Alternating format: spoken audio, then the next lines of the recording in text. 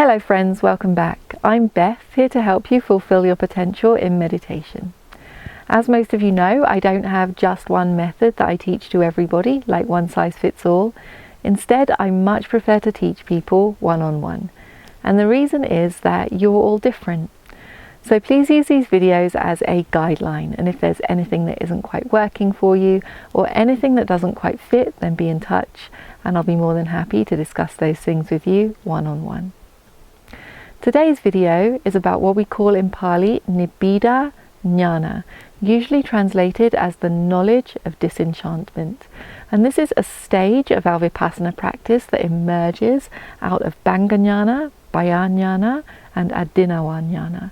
That's the knowledge of perishing or dissolution, the knowledge of fearsomeness and the knowledge of danger. Now I've made separate videos on those three previous Vipassana Jnanas, so if you haven't done so already, I suggest that you watch those videos, do the practice if you can, so that this is nice and clear to you. Now, as we stay in Bhanga Jnana for longer, all we are perceiving is the momentary perishing of materiality and mentality, the momentary perishing of ultimate reality. And we're absorbed in that for long periods of time, understanding that all there is in existence, past, present, future, internal, external, near, far, is momentarily perishing away. As we sustain that perception for long periods of time, the natural result is the knowledge of the fearsomeness and the danger of this perishing. Now again, that's not an emotional or an aversive fear or danger feeling. It's just the understanding with our wisdom that there's no lasting happiness to be found in any of this perishing Namarupa.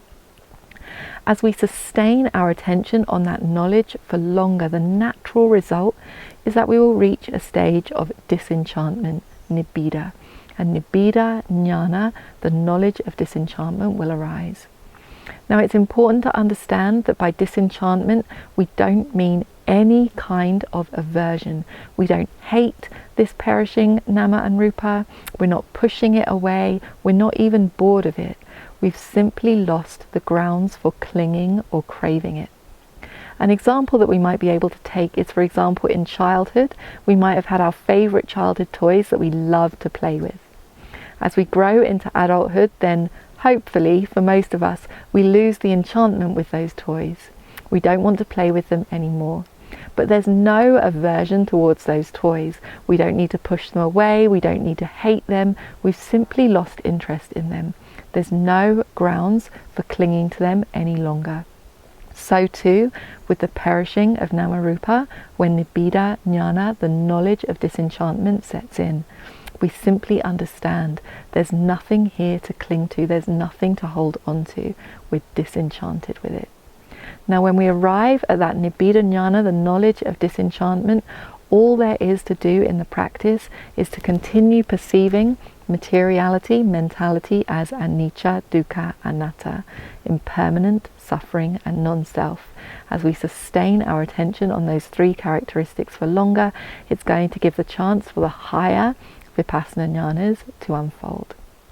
So that's what I have to say today about the emerging of Nibbida Jnana, the knowledge of disenchantment, in our Vipassana practice. If there's anything that's unclear to you or anything you're unsure about, then be in touch with me and I'll be more than happy to discuss those things with you one-on-one.